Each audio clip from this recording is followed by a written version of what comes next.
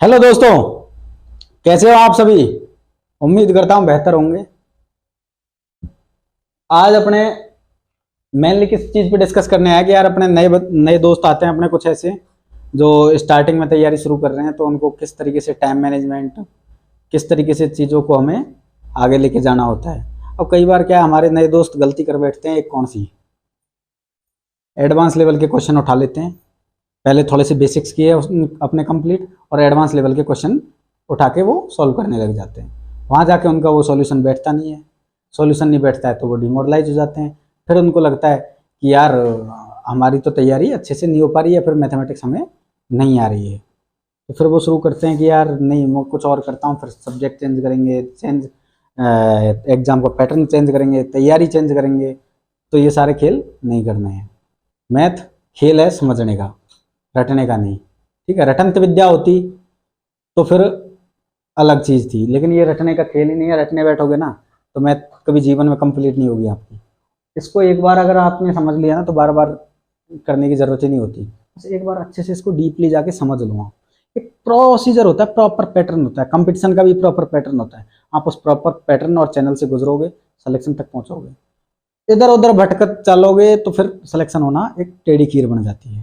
ठीक है, personal experiences और बाकी चीज़ों के हिसाब से ये सारी चीज़ें मैं आपको साथ शेयर कर रहा हूँ, और मेरे हिसाब से आप लोगों के लिए बहुत ही ज़्यादा उपयोगी रहेंगी ये चीज़ें। और नंबर एक आता है अपने मैथमेटिक्स को कैसे और कहाँ से करें। टोटल ये 6 पॉइंट है, कैसे और कहाँ से करें शुरुआत करने की। फिर सिलेबस को कहाँ और कैसे पूरा करें, टाइम मैनेजमेंट किस तरीके से किया जाए, पॉजिटिविटी और कॉन्फिडेंस किस तरीके से मेंटेन रखें, टीचर के साथ फ्रिक्वेंसी मैनेजमेंट किस तरीके से मेंटेन करना होता है, प्रैक्टिस कहाँ से और कब और कैसे किस तरीके से की जाती है। इन सारे पॉइंटों पे अपन आज डिस्कस करेंगे। पॉइंट नंबर 1 अपना आता है कौन सा, मैथमेटिक्स को कैसे और कहाँ से करें। ठीक है, बाकी मिटा देता हूँ और एक एक करके डिस्कस। तो गाइस, कैसे और कहाँ से शुरू करें, तो शुरू करने का एक ही पैटर्न है अपने, डायरेक्ट एडवांस लेवल पे नहीं जाना है। नंबर 1 शुरू करते हैं अपन चीज कहाँ से,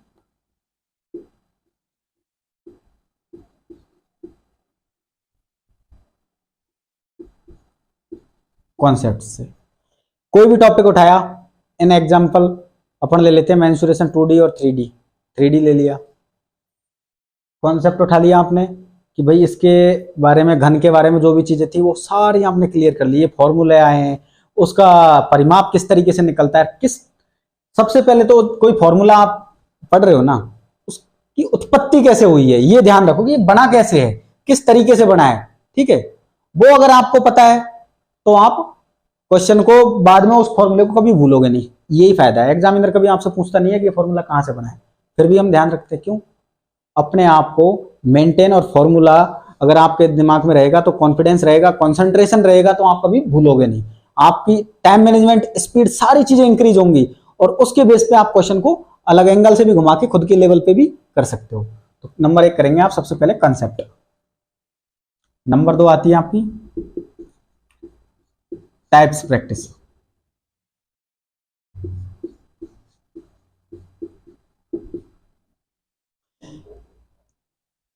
एक आपने उठाया घन, घन पे 4 टाइप के क्वेश्चन बन रहे हैं। ठीक है, मेंसुरेशन 3D में आपके टोटल हो गए घन, घनाभ, शंकु, बेलन, गोला। ठीक है, इन सब पे जितने जितने सबसे पहले एक एक के कॉन्सेप्ट किया आपने घन का, उसके 3 टाइप के क्वेश्चन बन रहे हैं। एक परिमाप पे, एक उसके वॉल्यूम पे, एक उसके विकर्ण जो निकल रहा है उस पे।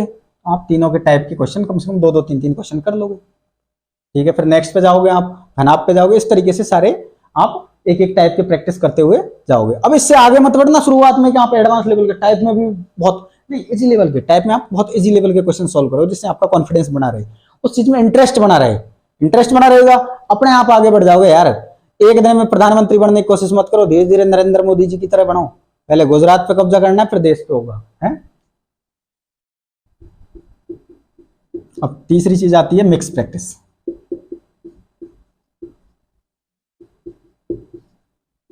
जब आपकी सारे टाइपों की, जैसे कि 6 टॉपिक्स थे अपने, 6 के 6 के सारे टाइपों की 12-13 क्वेश्चन टाइप के क्वेश्चन बन गए, सारे कर लिए, फिर आप मिक्स प्रैक्टिस करोगे, घन घनाभ को आपस में मिक्स कर लिया, बेलन शंकु को आपस में मिक्स करके जो भी मिक्स प्रैक्टिस है, 2-4 क्वेश्चन इसके उठा लिए, 2 क्वेश्चन कहीं से उठा लिए, 1 क्वेश्चन कहीं से, मिक्स प्रैक्टिस आप आपकी कंप्लीट करोगे।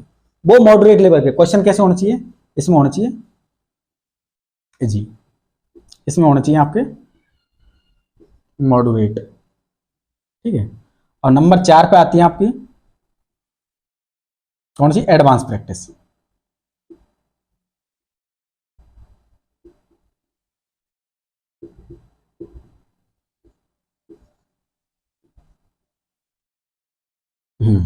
एडवांस प्रैक्टिस में आप बहुत अच्छे लेवल के क्वेश्चन उठाते हो, जहां से भी उठाने हैं आपको, अच्छे लेवल के या कोई भी टीचर पढ़ाएगा ना, तो आपको बेसिकली इसी पैटर्न को फॉलो करते हुए पढ़ाएगा। इस पैटर्न से जाओगे ना भाई, एक प्रॉपर चैनल से जाओगे, कल को आपको कहीं कोई डर नहीं लगेगा। यहां सीधा आओगे ना, पहले दिन हवा निकल के नीचे आ जाएगी, सीधा यहां नहीं पहुंचना, यहां से एक चैनल से आना है, concept, easy, moderate and hard.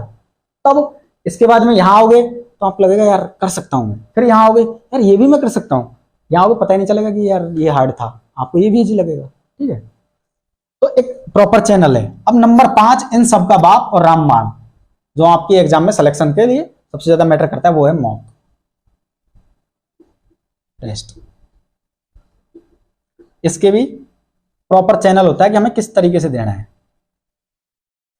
एक तो कंप्लीट सिलेबस नहीं होगा तब तक नहीं दोगे, आपने कंसेप्ट क्लियर करने बैठ गए, टॉपिक से आपके हिले 5 ही क्वेश्चन, 25 क्वेश्चन में 5 क्वेश्चन हिले, 20 नहीं हिले, रोने बैठोगे कि यार नहीं मेरा तो पेपर ही सॉल्व नहीं हो रहा, मैं कहाँ से कर पाऊंगा, मैं ये नहीं कर पाऊंगा, मैं वो नहीं कर पाऊंगा। ये खेल अपन को नहीं रखना, कॉन्फिडेंस का ही खेल है, ज्यादा कुछ नहीं है। सबसे पहले आप उठाओगे जब आपका सिलेबस हो गया, 3 महीने बचे माना कि एग्जाम की, माना कि, और इससे ज्यादा बचे हैं तो भी कोई दिक्कत नहीं। अगर 3 महीने बचे हैं तो आप टेस्ट दोगे वीकली, ठीक है। अब आते हो आप सेकंड स्टेप, कौन सी, 1 महीना बचा है, तब आप वीक में 2 टेस्ट।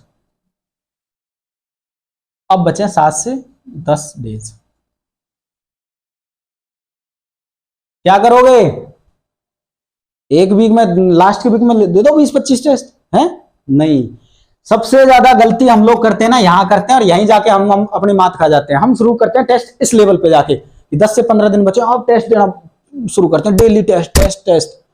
भाई डेली दोगे, प्रैक्टिस के लिए, तैयारी के लिए आपको टाइम ही नहीं मिलेगा, आपके रिवीजन के लिए टाइम नहीं मिलेगा, तो कहां से इनसे फिर कुछ नहीं होने वाला। ये चीजें आपकी पहले से क्लियर थी। अब आप 7 से 10 दिन बचे हैं, तो अब आप क्या करोगे, नो टेस्ट, मतलब कोई भी टेस्ट नहीं देना है, टेस्ट बंद करने हैं। रीजन है उसका, एक प्रॉपर एग्जांपल देता हूं, प्रॉपर रीजन देता हूं, समझ में नहीं आया ना तब कहना कि यार रीजन वास्तव में वैलिड है या नहीं है, एक्सपीरियंस करके बता रहा हूं। 10 से 12 दिन बचे, आपने कोई एग्जाम में आप एक्सपेक्ट कर रहे हो कि आपने अच्छी तैयारी करी है कि यार मेरा इस पेपर में 120 नंबर आना चाहिए था, आपकी किस्मत खराब थी, घर पे बैठे थे, उस टाइम पे आपका मूड सही काम नहीं कर रहा था, आपने टेस्ट उठा के दिया, नंबर रह गए 70। एक कारण मूड सही नहीं था, दूसरा कारण कंसंट्रेशन नहीं हो पाया, तीसरा क्वेश्चन एग्जामिनर ने वो टेस्ट बहुत ही एक अच्छे लेवल पे बनाया हुआ था, तो भी आपके स्कोर रह गया 70, आपकी एक्सपेक्टेशन थी 120, कॉन्फिडेंस की हो गई ऐसी तैसी, आ गए 70 पे। अब आपके मूड, यार मैं तो क्या ही तैयारी करूं, मेरे तो स्कोर ही नहीं बैठ रहा है ना। ये गलती नहीं करनी है। छोड़ना कहां है, ये भी एक पॉइंट है कि हमें टेस्ट देना किस टाइम पे बंद करना है। लगभग 15 दिन बचे हैं, टेस्ट देते आ रहे हो, आप एक्सपेक्ट करते हो कि आप आपके 120 के आसपास रहना चाहिए, एक पेपर में आपका 130 बैठ गया, पेपर इजी था या किसी भी कारणवश या आपसे अच्छे से बैठ गया, वहीं बंद कर दो। कॉन्फिडेंस रहेगा हाई, यार मैं 130 तक जाके आया हूं, 130 तक जाके आया हूं, तो मैं इस पेपर को नहीं छोड़ूंगा, फोड़ने वाला हूं। तो क्या लास्ट के 7 से 10 दिन में आपको कोई भी टेस्ट नहीं देना है, ठीक है दोस्तों। अब इस चीज को अपने दिमाग में उतार लो कि यार हमें किस तरीके से, भाई ये चैनल होता है, रियली में फॉलो करके देखो यार, फायदा नहीं हो तो कहना, एक चैनल होता है, जहां से भी पढ़ना है वहां से पढ़ो, जो आपकी मर्जी है। और अगर अपने यहां से पढ़ना है तो लाइक शेयर सब्सक्राइब करो। और यार इस चीज को देख के अब कि अपन आप लोगों के लिए मेहनत कर रहे हैं, तो लाइक और शेयर सब्सक्राइब जरूर करें यार, है ना। तो अब ये चीज देख रहे हो, ये प्रॉपर चैनल है, अब तक समझ में आ रहा है। और आगे के पॉइंट नंबर 2 पे अब अपन डिस्कस करते हैं, है ना गाइस। आपको एंड में जाके ये कहोगे कि यार मेरा मैनेजमेंट सुधर गया है, तो बात करना। हाँ तो दोस्तों पॉइंट नंबर 2 आता है, सिलेबस कहां से और कितना पूरा करें। अब हमारे बहुत से दोस्त एक गलती करते हैं यार, मैं देखता हूं कि वो क्या करते हैं कि यार मुझे तो अर्थमेटिक बहुत पसंद है और अर्थमेटिक इजी लगती है, अर्थमेटिक में मैं कुछ भी कर सकता हूं। अर्थमेटिक अपनी पूरी कर ली उन्होंने, क्या कर ली, अर्थमेटिक। ठीक है, अर्थमेटिक्स तो कंप्लीट कर ली। नंबर 2 पे वो बात करते हैं फिर एडवांस की। कहते हैं यार एडवांस तो वीक है, एडवांस एग्जाम में 5 से 6 नंबर की तो आती है, रेलवे की एग्जाम है यार 5 से 8 की तो आती है, और ये तो लगभग 15 से 18 की आ रही है। तो हमें तो अर्थमेटिक कर लेते हैं, बाकी ऐसे इसके रहने दो, एडवांस नहीं कर रहे क्योंकि एडवांस यार पढ़ने में टेढ़ा लग रहा है। भाई कतई टेढ़ा नहीं है, सबसे इजी एडवांस है ना, कतई टेढ़ा नहीं है। आप कंसेप्ट समझ के जाओगे ना तो इससे इजी आपको ये लगेगा ही नहीं। इसमें तो डायरेक्ट वैल्यू पुट करी उत्तर, उनमें तो क्वेश्चन ही इतने बड़े होते हैं कि लैंग्वेज ही समझ में नहीं आती कई बार। अगर अब एक खेल समझाता हूं मैं, एग्जामिनर का मूड किसका कि नहीं यार मेरे को, उसकी बीबी से लड़के आया कि मेरे को तो आज कुछ उल्टा करना है, अर्थमेटिक का तो उसने लेवल दे दिया 1 नंबर ढंग का टफ, एडवांस दे दी इजी। उसका रीजन है एक, क्या होता है एग्जाम में एक पैटर्न चलता है, कौन सा, 5 क्वेश्चन देता है आपको इजी, लगभग 12-13 क्वेश्चन देता है आपको मॉडरेट, और लगभग 8 से 9 क्वेश्चन देते हैं आपको टफ। ठीक है, अब ये क्या करता है एग्जामिनर ने, ये 5 क्वेश्चन आपको दे दिया एडवांस से, एग्जामिनर ने 5 इजी क्वेश्चन दे दिए एडवांस से, अर्थमेटिक आप तैयार करके गए हो, डूबोगे ना। सबसे पहला काम है सिलेबस करना है पूरा। ये कम आ रहा है समझ में तो भी कोई बात नहीं, कम समझ जाओ, क्योंकि क्या पता है इसके फॉर्मूला बेस्ड क्वेश्चन आ जाए, इतने इजी आ जाए कि आपको अगर बाद में आके घर आके पछताओ कि नहीं यार मैं थोड़ी सी पढ़ जाता तो उत्तर कर देता, ये तो बहुत आसान क्वेश्चन था, लेकिन वहां आपके पेपर में तो आपके माइंड सेट बना हुआ था एडवांस मुझे आती नहीं है, क्यों ही क्वेश्चन को छेड़ूं, आपको ये नहीं पता कि क्वेश्चन कितना आसान दिया है, ध्यान ही नहीं दिया आपने, क्योंकि आप तो एडवांस के प्रति एक धारणा बना के बैठे, तो धारणा वाला खेल नहीं करना क्रिएट। 5 क्वेश्चन देता है इजी उनके लिए जो कुछ नहीं करके गए, बस 5 दिन पढ़ के गए, 5 क्वेश्चन इजी दिए, यार मैंने तो 5 कर दिए, मुझे आगे तैयारी करनी चाहिए, मैं भी 5 कर दिए और बिना तैयारी के, तो इसका मतलब मुझे आगे तैयारी करनी चाहिए, उनके लिए देते हैं कि उनका मोटिवेशन बढ़ जाए और वो बेचारे तैयारी करना शुरू कर दे। बी पॉजिटिव इसलिए नहीं दिए जाते कि हाँ उनको राजी कर दिया, इसलिए दिए जाते कि उनका थोड़ा सा कॉन्फिडेंस रहे कि मैं बिल्कुल नहीं पढ़ के गया फिर भी 5 करके आ गया, तो फिर वो तैयारी शुरू करते हैं। नंबर 2 आते हैं 12 से 13 मॉडरेट, उन बच्चों की जो मेहनत कर रहे हैं, एक अच्छे लेवल तक नहीं पहुंच पाए, सिलेबस कंप्लीट नहीं हो पाया किसी कारणवश, लेट तैयारी शुरू कर पाए, वो बेचारे इन क्वेश्चनों को करके 1-2 क्वेश्चन इसमें से कर लिए, 5 इसमें से कर लिए, 12 में से 10 क्वेश्चन इसमें से कर लिए। ठीक है, वो इनको करके लगे कि यार मेरी मेहनत कर रहा हूं जो सक्सेस हो रही है, मैं मेहनत कर रहा हूं तो मेरे नंबर आ रहे हैं। 5 उसने यहां से कर लिए, 10 यहां से कर लिए, उसके 25 में से 15 बैठ गए, वो राजी है कि यार 15 तो बैठे हैं आगे भी पहुंच जाऊंगा।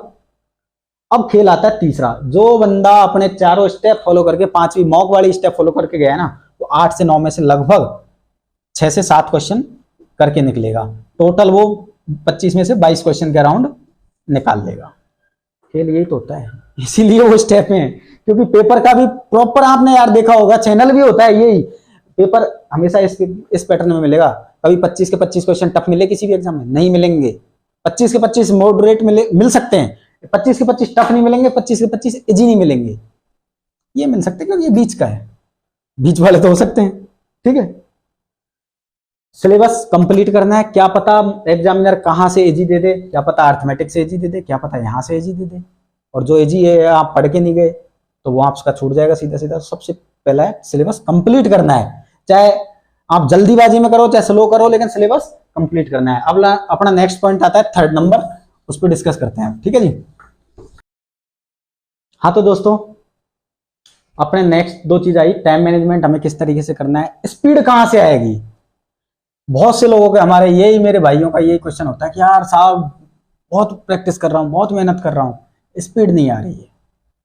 ठीक है, इसका एक ही खेल है, टाइम मैनेजमेंट आपको कैसे करना है। वो एक सिलेबस वाला जो टॉपिक आएगा ना आपका, कि आपको टाइम मैनेजमेंट कैसे करके निकालना है।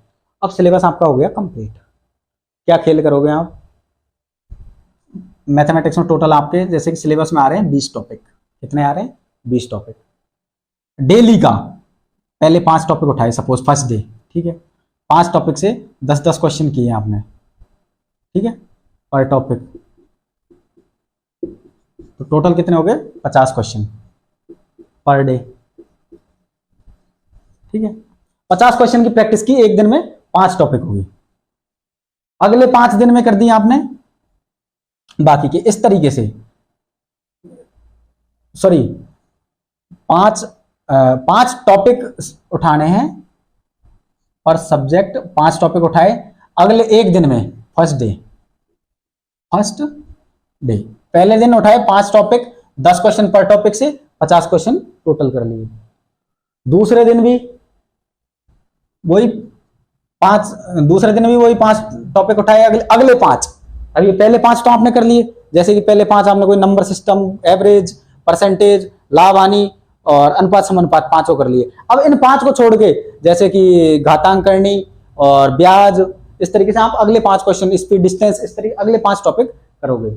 Next day, third day, fourth day, चौथे दिन आपका सिलेबस कंप्लीट मैथ का। 4 दिन में कंप्लीट मैथ खत्म।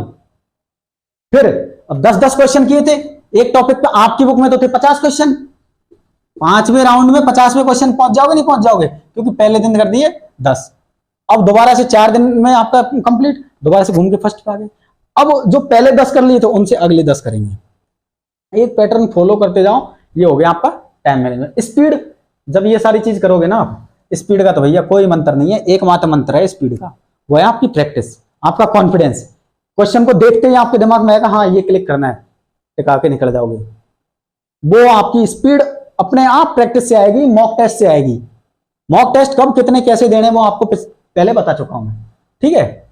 तो टाइम मैनेजमेंट और स्पीड में आपको समझा चुका था, ये चीज आप इसको नोट ही करवा देता हूं यार, इस चीज को तो आप बहुत बढ़िया है। 5 क्या है टॉपिक।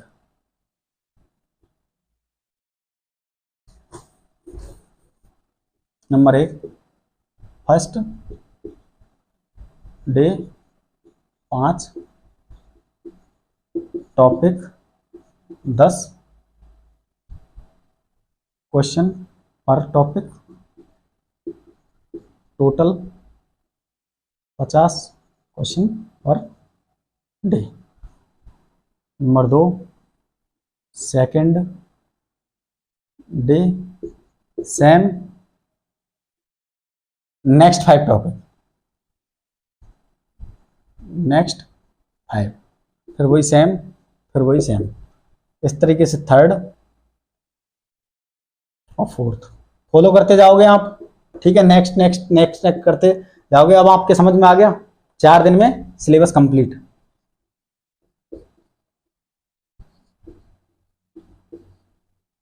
सिलेबस कंप्लीट कर दिया आपने, ठीक है। इस टाइम मैनेजमेंट को समझ लिया ना, खेल यही है आपके बीच में कि यार आप किन चीजों के, आप एक टॉपिक लेके बैठ गए स्पीड एंड डिस्टेंस, 4 दिन तक स्पीड एंड डिस्टेंस के क्वेश्चन लगा रहे हो। फिर अगले टॉपिक पे, लास्ट टॉपिक 20वें टॉपिक पहुंचे आप, कौन से पे, 3D मेंसुरेशन पे। अब कितने दिन, एक टॉपिक को 4, 20, 80वें दिन जाके यहां पहुंचे हो। पहला टॉपिक तो साफ था आपके दिमाग से, इसलिए एक साथ हम इसलिए कर रहे हैं कि जल्दी से जल्दी बार बार प्रैक्टिस होती रहे, बार बार प्रैक्टिस होती रहे, चीजें हमारे दिमाग में रहे, स्पीड ऑटोमेटिक आ जाएगी, ठीक है।